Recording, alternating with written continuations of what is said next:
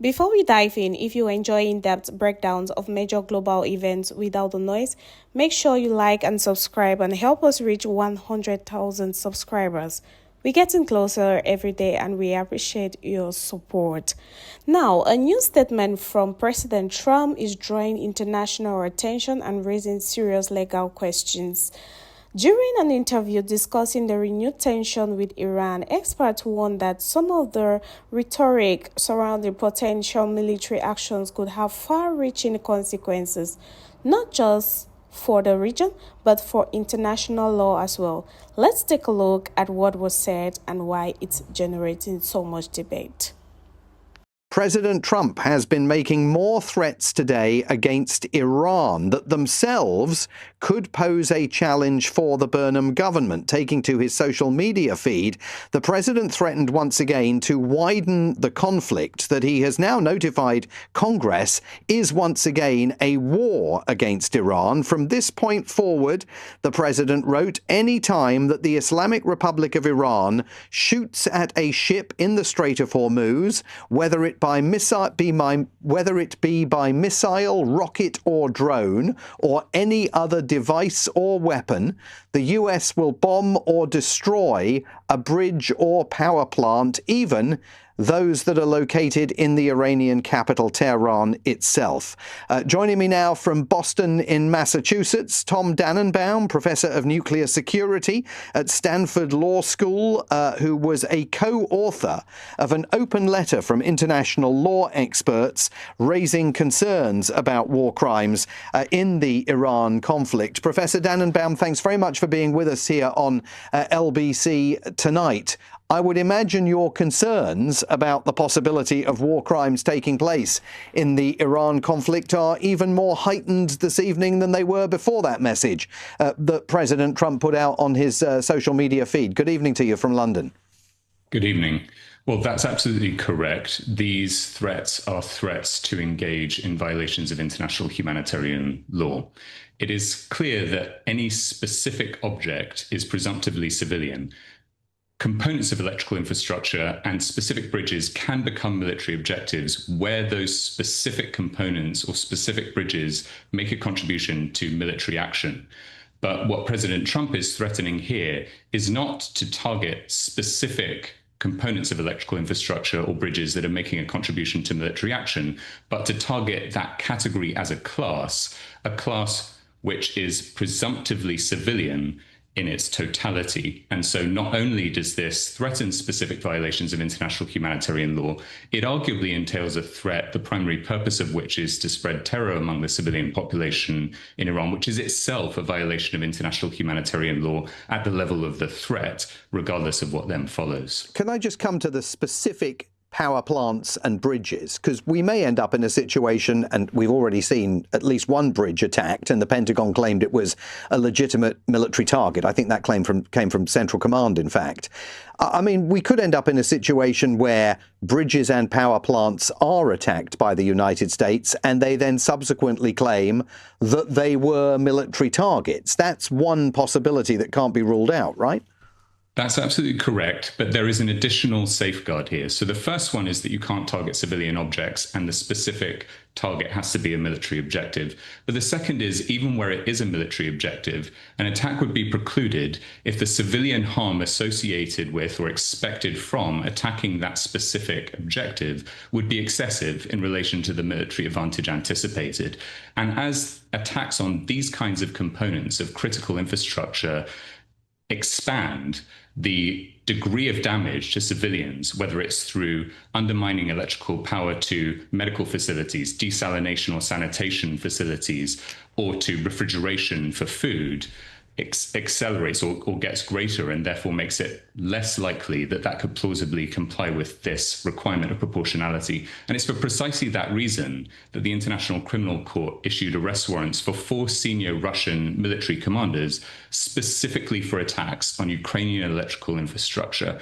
And they did that on 2 grounds. One, that some of these were civilian objects, but the other was that even where those specific components were military objectives, the effect on the civilian population was excessive, the attacks were disproportionate, and therefore they were war crimes that could underpin ICC arrest warrants for those 4 Russian commanders. I'm glad you mentioned desalination plants, because there have been Iranian attacks reported on desalination plants in neighboring countries, allies of the United States, some of them, and that puts the Iranians in the frame for facing accusations of war crimes themselves, doesn't it?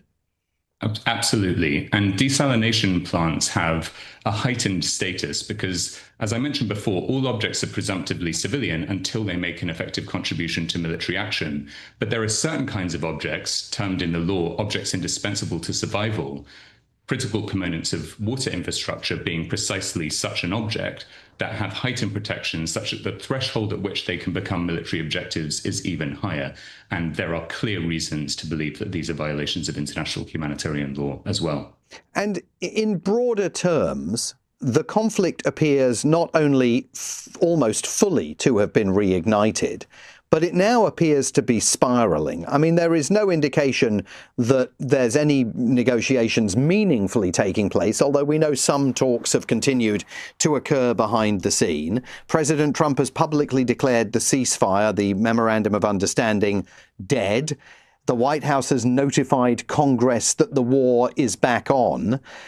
How bad do you think this situation is going to get, especially given the economic impacts of the continued threat to the Strait of Hormuz on the new government here in the UK being led by Andy Burnham, who, like Keir Starmer before him, desperately needs an economic break? The implications of this conflict beyond the specific theatre of war are profound, and they're profound in multiple different directions. There are the global economic impacts. There are also the impacts on the transfer of fertilizer and the viability of food production, including in countries that could face severe food insecurity as a result of this. So the implications of this conflict are severe and broad-based, and there is obviously an imperative to bring it to an end as soon as possible. And one component that's relevant to what we were discussing earlier is the threat that Trump made was in part a threat that if you violate international humanitarian law, we'll violate international humanitarian law back. That's known as a reprisal. And reprisals are prohibited for 2 reasons. First, because it entails inflicting punishment on a civilian population that isn't responsible for the initial violation. But secondly, because reprisals almost inevitably lead to spirals of escalation because each side identifies the violations of the other and is far less likely to identify its own violations. And so you get into these spirals of escalating violations, which is precisely why that's not a legal response to an illegal act by an adversary. And I was saying at the beginning of the beginning of our interview, that you were one of the co-authors of that open letter from international legal experts who raised concerns about war crimes early in this conflict. Does it feel as though you're just kind of screaming into the void, that you can write these letters, but they don't ultimately have any practical impact either on the American or the Iranian governments? We're certainly in a moment where the language of international law is being disparaged and where it's being ignored by some of the most powerful actors in the system. In response to that, I don't think that the correct reaction is to capitulate and say, okay, this is a domain of power. What use is invoking law in response here? I think law is the most powerful focal point around which to mobilize collectively in response to these kinds of acts, and mobilize collectively across lines of political division, across lines of national division, to say these are the red lines to which we've all agreed, and these violations render the conduct of the party to the conflict that's engaged in them illegitimate and demand a collective response. And can I ask you finally, in legal terms, how much jeopardy might the UK find itself be facing if attacks on Iran by American fighter jets that are later deemed to have been war crimes originated from bases on UK soil? So there are mechanisms in international law, both at the level of state responsibility and at the level of individual responsibility, to hold actors accountable on a basis of complicity, that requires making a substantial contribution to the violation and at least knowing that that violation was going to occur as a result of that contribution. And so the key question would be, how profound is the contribution that the UK is making or that specific individual officials within the UK are making? And how much did they know at the time of making that contribution about the implications of that contribution and the kinds of actions that were going to occur as a result?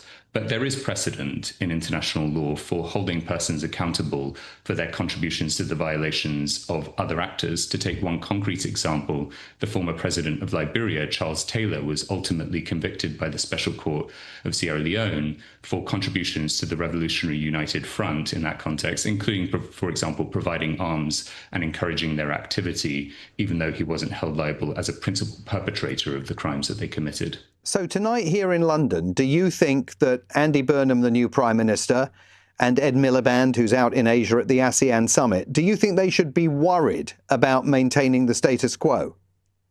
They should absolutely be engaging in a full legal review of the nature of UK contributions to US actions in this conflict and making a determination based on that legal analysis of what kinds of restrictions they need to place on US use of UK resources, including air bases.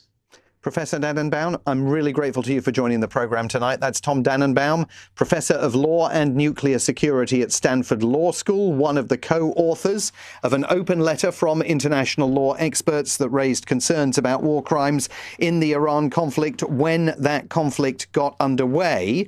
There's more breaking news to report this evening. The U.S. Energy Department has announced that the United States and Saudi Arabia have signed a nuclear cooperation agreement alongside an accompanying bilateral safeguards agreement. So some kind of nuclear cooperation agreement signed between the United States and Saudi Arabia that will enable Saudi Arabia, it is reported, to develop a civilian nuclear program. Nuclear experts and former officials in Israel have warned that this agreement could lead to Saudi Arabia securing a nuclear weapon.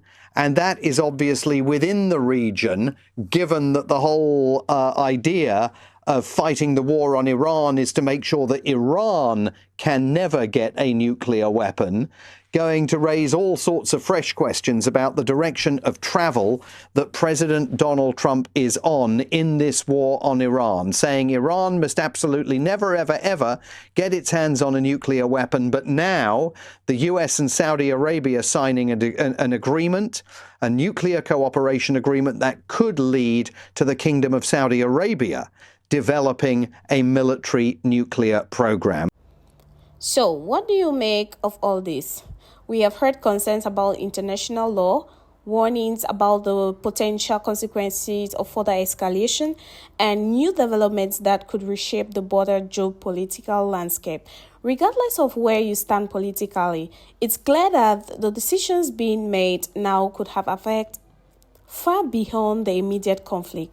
I would love to hear your perspectives in the comments. Do you think diplomacy still has a realistic path forward, or do you believe tensions are likely to continue rising? If you found this breakdown helpful, don't forget to like the video, subscribe for more in-depth analysis, and share it with someone who wants to stay informed. Thanks for watching, and I will see you in the next one.